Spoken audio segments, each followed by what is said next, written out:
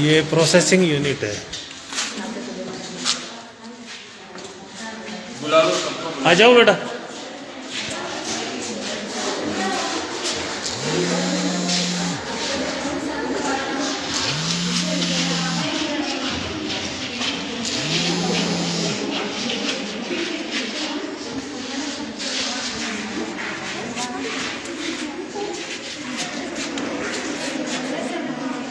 आ गए।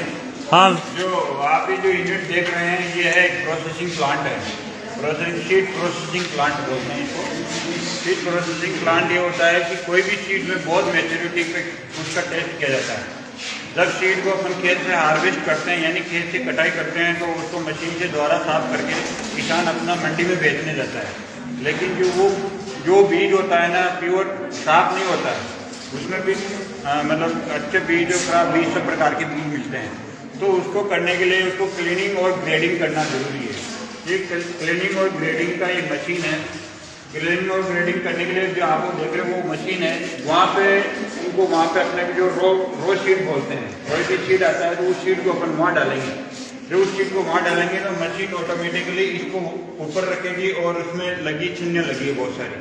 जो डस्ट है, डस्ट के द्वारा बाहर निकल जाएगा। जो आपने लगाया ना डस्टर लगाया बाहर, उसके द्वारा वो डस्ट बाहर निकल जाएगी। वो शीट ट्रांसफर होके आपके इसमें आएगा, इसमें ट्रांसफर होके इसमें आएगा और फिर वो शीट गिरेगा इसमें। अब इसमें अलग अलग छन्नियाँ लगाई जाती है। जैसे कि बाजरे का शीट होता है तो बाजरे का जो बीज होता है वो होता है बारीक होता है, गेहूँ का होता है अलग होता है, मूंग का होता है अलग होता है। तो सबके लिए अलग अलग छन्नियाँ बनी हुई है और उस छन्नियों के आधार पर ये शेक का काम करता है। अभी ये लाइट नहीं है तो इसलिए शेक बता देता आपको मैं। यहाँ शेक होता है पूरा और उसमें से जो अच्छा जो शीट होता है वो उस रो में चला जाता है और जो खराब शीट होता है वो इस रो पे आ जाता है। अपन इस यहाँ से डिसाइड करते हैं कि कौन सा शीट आपको लेना है, कौन सा नहीं लेना है। कुछ काले शीट भी होते हैं, काले शीट को अलग कर देते हैं और जो ग्रीन शीट होता है उसको अलग करते हैं। इसी के बाद क्या करते हैं, ये जो शीट होता है ये चला जाता है आपके कंटेनर में। जो लार्ज इनटेक कंटेनर है उसमें चला जाता है और वहाँ से उसकी पैकिंग होती है। और वो ये जो रूम है ये है पैकिंग करने का, ये इधर पैकिंग होती है और किसान को लेबल के साथ पैकिंग करके किसान को बेचा जाता है। तो ये है शीट का बहुत बड़ा मतलब ये प्रोग्राम होता है। ये शीट हब के अंतर्गत है। शीट हब में जो पल्सेज हैं, जो इंडिया की जितने ये 150 शीट हब बने हुए हैं पूरे इंडिया में, जिसमें से 14 शीट हब अपने राजस्थान में बने हुए हैं और नागौर में एक शीट हब है। ये शीट हब बनाने की क्यों आवश्यकता होती है, क्योंकि जो भी किसान है, अपन जो भी नॉर्मल किसान जिनके जमीन नहीं है वो जो किसान के धीरे धीरे क्या होता है जो उसकी जो फसल है मोस्टली पल्सेज मतलब हो गए दलहनी फसलें। दलहनी फसलों की मार्केट में रेट ज़्यादा हो जाती है। क्यों हो जाती है, क्योंकि उसको जो किसान को जो रेट मिलनी चाहिए ना वो नहीं मिलती है, वो दूसरी फसल बोता है। तो यहाँ से दलहनी फसलों को किसानों को उन्नत बीज देना और उसके जो उत्पादन क्षमता को बढ़ाना। उत्पादन क्षमता बढ़ाएगी तो फिर उसका क्या, उसके आय में भी वृद्धि होगी और उसको उन्नत बीज किसान मतलब यहाँ पे इंस्टीट्यूट द्वारा प्रोवाइड किया जाता है। तो आप लोगों को ये समझ में आ गया कि कोई भी बीज आप वहाँ हार्वेस्ट करते हैं तो ग्रेडेड सीड और क्लीन सीड नहीं होता है। जब आप कोई भी बीज की बुआई करते हैं तो दो प्रकार का बीज होता है, एक तो उपचारित बीज और एक होता है अनउपचारित बीज। उपचारित बीज यानी ट्रीटेड सीड होता है जिसमें अपने को फंगस और कवकनाशी वो सब चीज़ों को उपचारित करके करते हैं, क्योंकि बीमारी कहीं बीज के द्वारा फैलती है, कहीं मिट्टी के द्वारा फैलती है, तो उपचार की अलग विधि है। तो ये बीज को तैयार करने की एक मशीन है जिसे ग्रेडिंग और प्रोसेसिंग मशीन बोलते हैं। इसके पीछे आपकी सीलिंग मशीन लगी हुई है और यहाँ से किसानों को वितरित किया जाता है। अब आपको बटन स्टार्ट करने के बाद सारी प्रोसेसिंग अपने आप होती है। हाँ, ये बिल्कुल बहुत ही ऑटोमेटिक प्रोसेस है, ऑटोमेटिक देखनी है। लेकिन आपको विजिलेंस देखना है, ये सब ऑटोमेटिक होता है। विजिलेंस यहाँ पे देखना है कि आप शीट को कितना क्वालिटी रखना चाहते हैं। एक तो आपको 50% तक कहीं लॉस हो जाता है, 50% तक खराब निकल जाता है, 50% अच्छा निकलता है। तो यहाँ पर अपने को इनको मैनेज करना होता है। तो अपन देखते हैं कि भाई बहुत सही है तो उनको सही किया जाता है। आपके उधर उस साइड में एयर वाले लगे हैं वो राउंड करने के, इधर से 4 लगे इस साइड, इसमें यहाँ 4 राउंड के तो गोले डाल के तो उनको घुमाते हैं तो उसमें एरेशन बढ़ता है, ये एरेशन बढ़ती है, इनका बोल रहा और उसके अनुसार ही कंट्रोल करते हैं, और वो कंट्रोल करने पर वो पूरा अपने क्वालिटी शीट पता चल जाती है।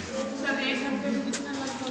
1 घंटे में लगभग 7 से 8 क्विंटल तक ये आराम से चेकिंग कर देता है, जब सीड कम से कम 25% अगर उसमें खराब निकलता है। अगर सीड अगर 50 तक है तो 4 घंटे 16 घंटे भी लग सकते हैं 8 की जगह। तो सीड की क्वालिटी पे डिपेंड करता है।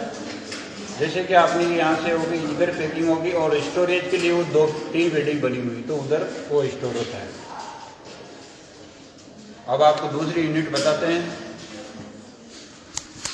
और भी रिलेटेड कोई क्वेश्चन हो तो आप जानते हो कि एग्रीकल्चर में सबसे ज़्यादा इम्पोर्टेंट इनपुट होता है वो कौन सा होता है? बीज होता है। अगर किसान को अच्छा बीज मिलता है तो उसकी उत्पादकता अच्छी होती है। तो मेन सीड की क्वालिटी अच्छी रखना बहुत ज़रूरी है। किसान सर अगर ये आपसे बीज ले जा करके और फसल वो पैदावार होती है उसकी वापस आपके यहाँ ला करके दे सकता है? नहीं, कभी कभी गवर्नमेंट का ऐसा होता है कि हम जब किसान को वापस देते हैं तो उसकी जमीन को भी हम मतलब रख लेते हैं। अच्छा। और वो जो जमीन होती है वो पूरा हम उसमें कृषि की जो भी उन्नत तकनीकें इम्प्रूव कल्टीवेशन करते हैं, वो आपकी भी देख रेख में वैज्ञानिकों होगी। की देख रेख में, और वही हम बीज वापस देते हैं। अगर वैज्ञानिक तरीके से उन्नत नहीं होता है तो हम उसको नहीं देते हैं, और उनको मार्केट रेट से हम ज़्यादा देते हैं, और किसान को भी इससे फायदा होता है। और नहीं तो हम उन्नत बीज तो अपना वो सेल कर सकते हैं। सर आपने बताया कि इसके अंदर है ना अच्छा बीज भी निकलता है और जो खराब होता है वो नहीं निकलता, तो फिर खराब होता है। जैसे कि खराब बीज का अपन उसको सीड में नहीं देते हैं। कोई खराब बीज अगर जाता है सीड में तो वो क्या है, आने वाली जो जनरेशन है सीड की वो हो जाती है खराब।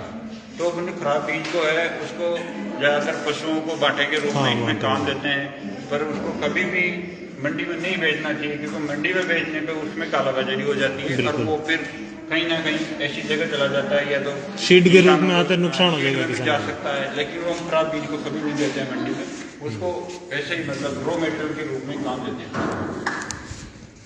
इस बार मैं यहाँ से ले गया था मूंग, तो बहुत अच्छे हुए थे, वो बहुत ही बढ़िया क्वालिटी और के। आपने जो बात सुन रहे हो इसमें से कोई ना कोई आप में साइंटिस्ट हमारे बीच में है जो कोई ना कोई आगे जाके देखना इन चीज़ों को आगे बढ़ाओगे।